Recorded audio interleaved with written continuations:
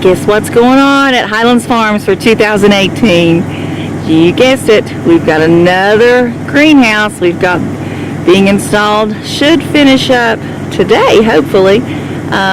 Looks like they've got all the plastic over it and maybe on a lunch break right now. But anyway, lots of construction going on here. We're so excited.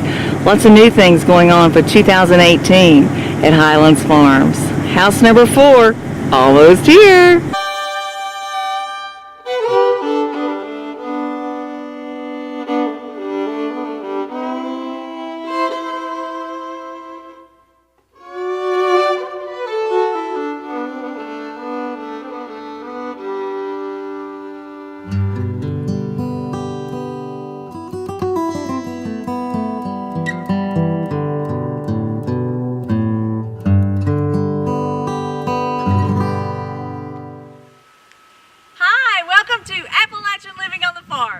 I'm Tracy McLaughlin, and oh my goodness, what in the world is going on here today? You know, it just seems like we just finished up our tomato season from 2017, and that's probably because we did. We just finished 2 weeks ago. But 2018 is here. Oh my goodness, we are so excited. We are really, really excited because, first of all, I got something I want to share with you today. We have a brand new greenhouse. Brand new greenhouse on the farm. And we're so excited because guess what? We get to fill it up with tomatoes. So they just finished filling that last week. So now it's time to fill them up. We're not quite behind schedule yet because we have already planted our seeds for our beautiful organic heirloom tomatoes that will be coming to us hopefully May of 2018. So those will be going in the ground in the next couple of weeks. I want to give you a little tour today. We were so excited about the greenhouse that I had to share that with you. I had to show you what's going on there because really it does make me happy. It makes me really, really happy to know we've got more room for more tomatoes.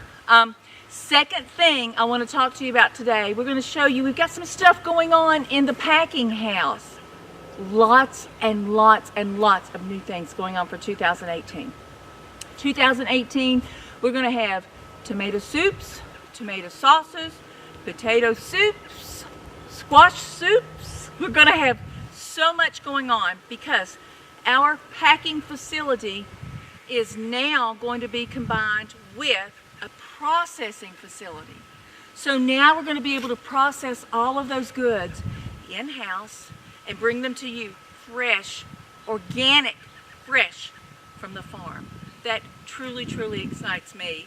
So we're anxious to share that with you. So in addition to showing you our new greenhouse today, we're going to take you to the packing facility, show you just what we've got up our sleeve there, a little bit of what we've got going on in the refurbishing, reconfiguring, I guess, our new pack house, just to show you what's in store, show you our grow room, which is not complete as far as redoing, but seeds are up, green stuff has shot out of the ground. So it may not be spring where you are, but it's spring where we are. Our tomatoes have sprung, so we are so happy, cannot wait to share that with you. So here we go, leaving the greenhouse, going to the packing house just to see what is up for 2018. Here we go. Here we are in the grow room for Highlands Farms. We've got 4 different varieties of tomatoes. We have German Johnsons, we have Radiator Charlies, Brandywine, and back here we have our Purple Cherokees. 4 greenhouses, 4 different varieties of tomatoes. As you can see, excuse our mess, we are redoing, so we're still in the process of doing that. Got a couple of weeks to go. The plants are just coming out. We'll wait until they get their second leaf, and then we'll do a transplant into a smaller cup, which is about a 3-inch pot that we'll put them in. Let them grow there about another week before we actually put them in the ground.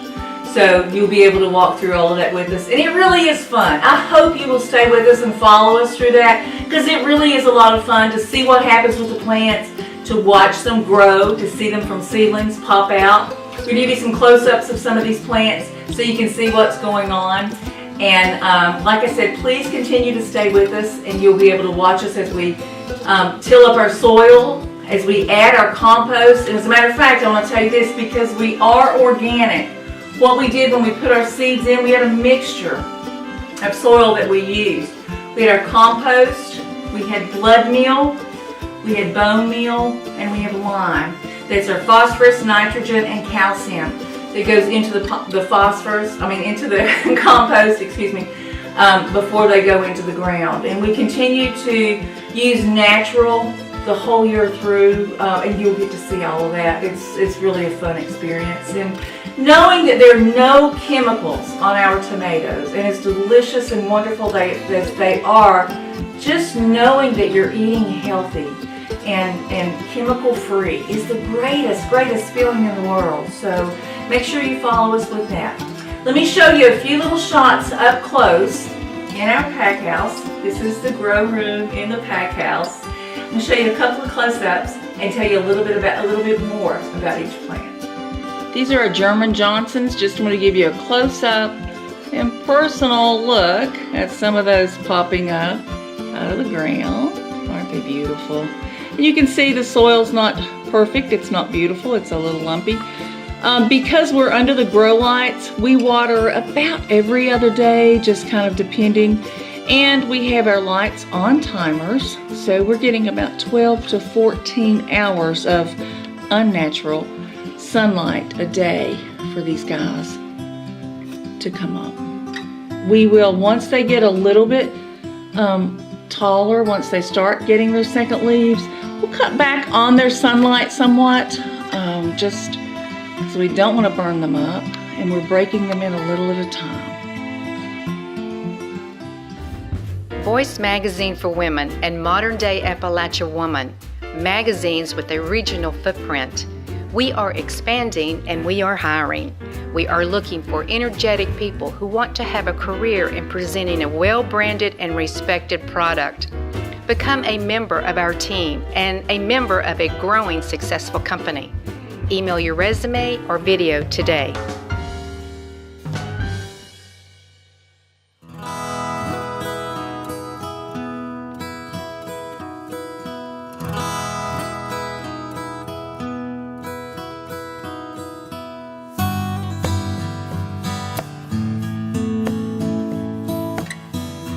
Welcome to Tracy's Kitchen and Highlands Farms and Appalachian Living on the Farm.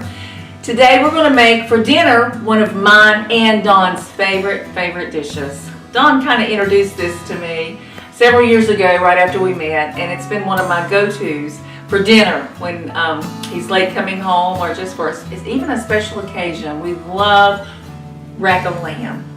And it's so easy to make. A lot of people are kind of scared when you think rack of lamb and what do you have to do to make it so delicious, and the cooking temperature and how long to cook it. We've got all that under control for you. So, yeah, right.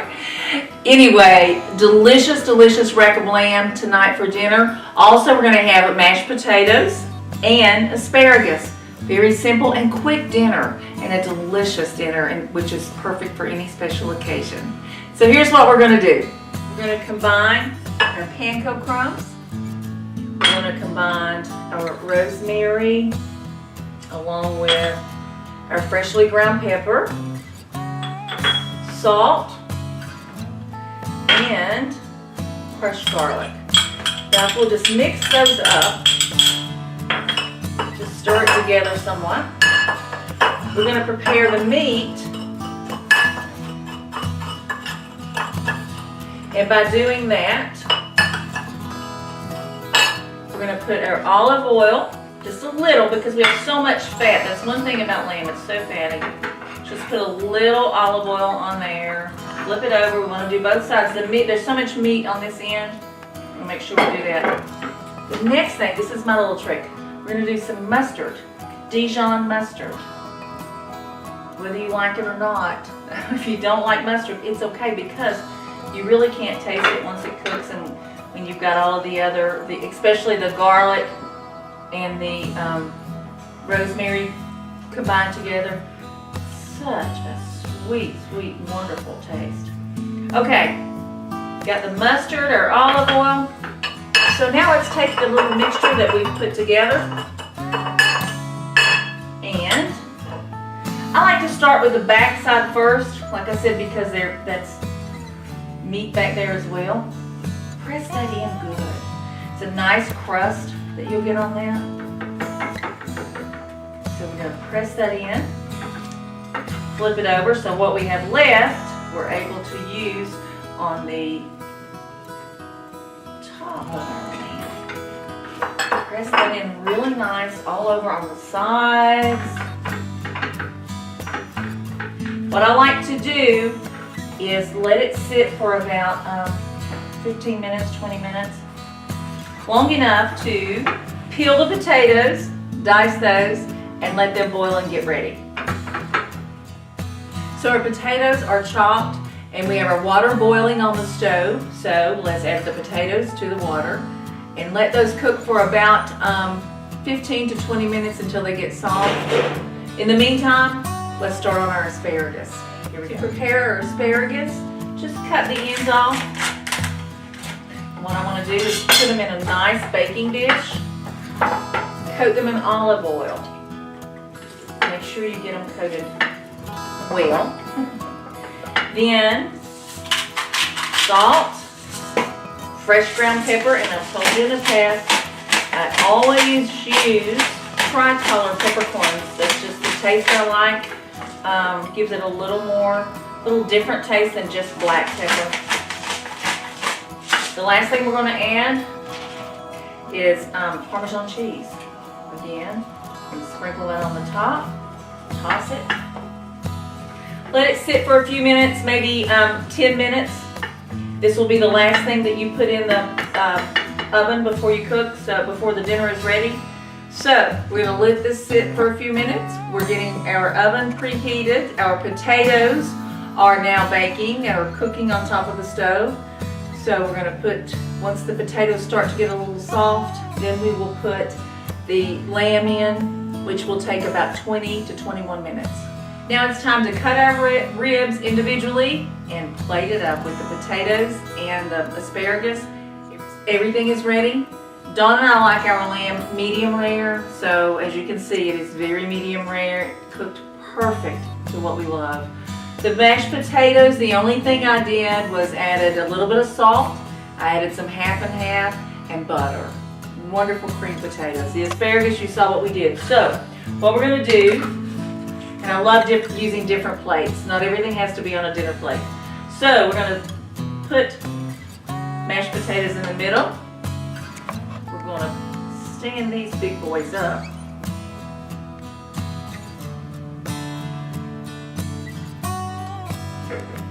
And one more.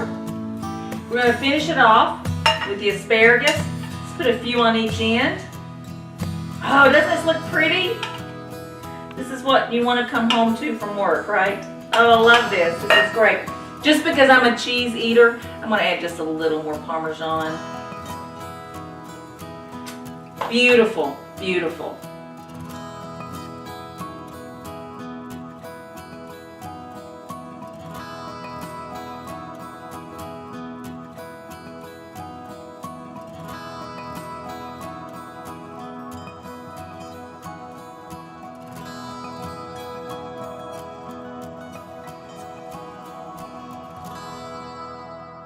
Today we have a quick, very, very simple little craft that I want to show you that can spruce up things in your home that probably never even thought of. I have an old little tiny night light, a little lamp. Today we're going to take some beaded fringe, and I actually found this at a store and it was 50% off, so I'm really excited about that. So we're going to glue it around the edges with our handy dandy hot glue gun, which is the best tool that you'll have in your house.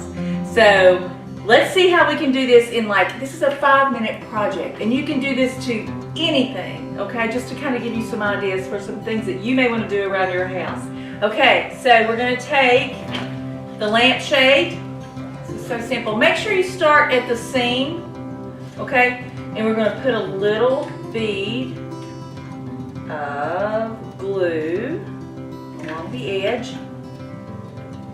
And trim just across that edge. Come down from there. We're going to do this just a little at a time. So it won't get to be too much. More. Making sure we get the lines even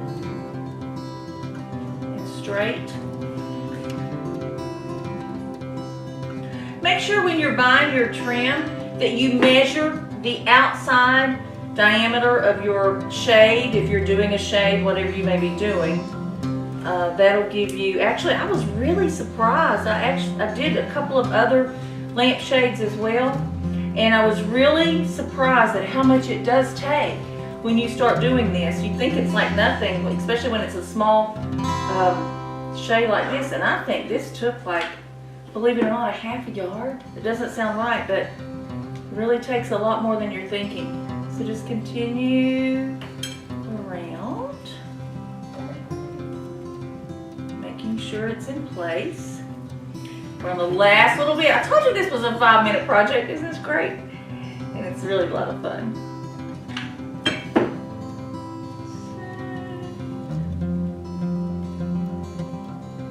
To the end. Now I want to show you how to fix the end of it so that there won't be any fraying on your, if it's a ribbon or whatever type of trim that you're using. Let me show you how to do that, and you won't get any fraying. Okay, so what we want to do is we're going to cut. Make sure you cut this so that you won't lose your beads. You cut it plenty enough time, or enough space, excuse me. So I'm going to cut it over to the next set of beads. Look at that, that's all that I have left. That's so incredible. So what you want to do is fold, oh, I hope you can see this, fold the edge inside, put a little bit of glue, okay, a little bit, and then turn this over, and then secure it in tight. This is our brand new, reformed lampshade. Well, let's see, the little glue has it kind of kicking up.